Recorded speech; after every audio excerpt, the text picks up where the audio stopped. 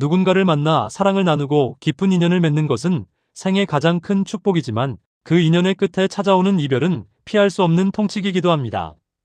특히 사랑하는 이를 죽음이나 불가항력적인 상황으로 떠나보내야 할 때 우리는 세상이 무너져 내리는 듯한 상실감을 경험합니다. 곁에 있던 존재의 부재는 우리 내면에 거대한 구멍을 남기며 그 허기진 공간을 슬픔과 원망, 그리고 그리움이라는 고통스러운 감정들이 채우기 시작합니다.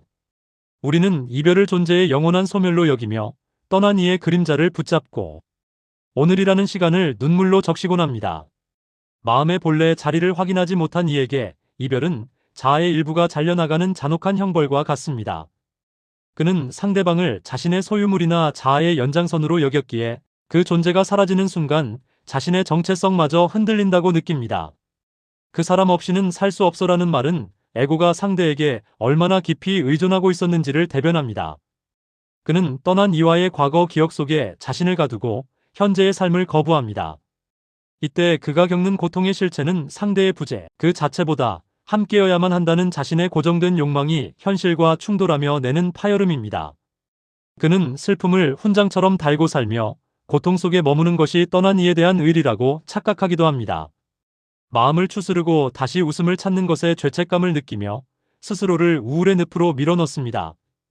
그는 떠난 이가 남긴 물건이나 장소에 집착하며 그 형상 속에 상대를 가두어둡니다. 시간이 흘러도 상처를 치유하기보다 그 상처를 자꾸 건드려 덧나게 만듭니다. 그에게 이별은 단절이며 죽음은 완전한 끝입니다. 이러한 단절의 공포는 그를 세상으로부터 고립시키고 남겨진 삶의 풍요로운 가능성들을 모두 외면하게 만듭니다. 평생을 그리움이라는 감옥에서 보내며 정작 사랑의 본질인 자유는 누려보지 못한 채 생을 마감할 위기에 처합니다. 또한 그는 이별의 책임을 자신이나 타인 혹은 신에게 돌리며 분노를 쌓아갑니다. 그때 내가 더 잘했다면 왜 하필 그 사람에게 이런 일이 일어났을까 하는 식의 끝없는 가정이 그를 괴롭힙니다. 이미 벌어진 일을 수용하지 못하는 저항은 그의 내면을 황폐하게 만들고 주변 사람들과의 관계조차 냉소적으로 변하게 합니다. 그는 사랑을 소유의 관점에서만 보았기에 소유할 수 없는 상태가 된 사랑을 실패로 간주합니다. 그의 삶은 떠나간 존재에 대한 집착과 현재의 허무 사이에서 방황하는 비극적인 순환을 반복합니다. 반면 마음의 본래 자리를 확인한 이의 풍경은 맑고 깊은 가을 하늘과 같습니다. 그는 사랑하는 이를 떠나보낼 때 그것을 형상의 소멸이 아닌 존재의 귀환으로 받아들입니다. 그에게 사랑은 눈에 보이는 육체나 가시적인 관계에 국한되지 않습니다. 사랑하는 이와 나누었던 따스한 체온, 함께 웃었던 기억, 서로의 영혼을 깨웠던 맑은 눈빛들은 결코 사라지지 않고 자신의 내면 깊은 곳에 영원히 살아 숨쉬고 있음을 직관합니다. 그는 슬퍼하되 그 슬픔에 침몰당하지 않습니다. 슬픔은 인연의 깊이에 대한 정직한 예우일 뿐 그것이 존재의 평온을 깨뜨리는 폭풍이 되게 두지 않습니다. 그는 이별을 통해 형태가 있는 것은 반드시 변한다는 재행무상의 진리를 온몸으로 배웁니다. 상대방이 떠난 자리에 남은 거대한 여백을 그는 공허가 아닌 무한한 연결의 공간으로 채웁니다.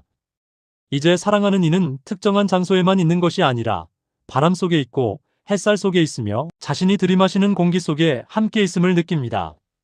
형상을 벗어던진 사랑은 오히려 더 광활하고 자유롭게 자신의 존재 전체를 감싸 안습니다. 그는 떠난 이를 추모하는 가장 고귀한 방식이 그와 나누었던 사랑의 빛을 현재의 삶 속에서 더 찬란하게 꽃피우는 것임을 압니다. 그는 홀로 남겨진 시간 속에서 자신과 더 깊이 만납니다. 타인에게 의존했던 마음을 거두어들이고 자신의 내면에 이미 완벽하게 갖추어진 평온의 샘을 발견합니다. 그는 떠난 이가 자신에게 남겨준 가장 큰 선물이 홀로서는 용기와 삶의 유한함에 대한 자각임을 깨닫습니다. 그래서 그는 남겨진 하루하루를 그 어느 때보다 소중하고 정성스럽게 살아갑니다. 그에게 현재는 떠난 이와 함께 호흡하는 살아있는 대화의 장입니다. 그의 평온은 상대의 유무에 따라 흔들리는 연약한 것이 아니라 모든 만남과 헤어짐을 포용하는 근원적인 사랑에 뿌리를 둡니다. 이러한 태도는 주변에 상처받은 이들에게 치유의 등불이 됩니다. 이별의 아픔을 겪는 사람들은 그의 맑고 담담한 시선을 보며 죽음이 끝이 아니라는 무언의 위로를 받습니다.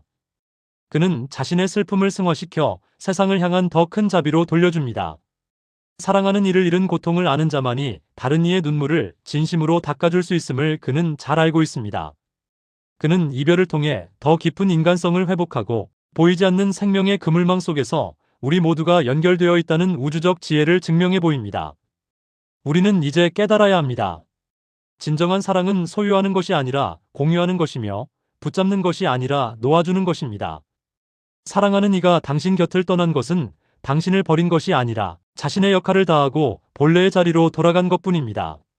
당신이 그를 붙잡고 우는 것은 그를 위한 일이 아니라 당신의 에고를 위한 일입니다. 그가 당신의 가슴 속에 남긴 사랑의 씨앗을 보십시오. 그 씨앗은 당신이 다시 웃고 다시 사랑하고 다시 힘차게 걸어갈 때 비로소 아름다운 꽃을 피울 수 있습니다. 당신의 상실감을 억지로 지우려 하지 마십시오.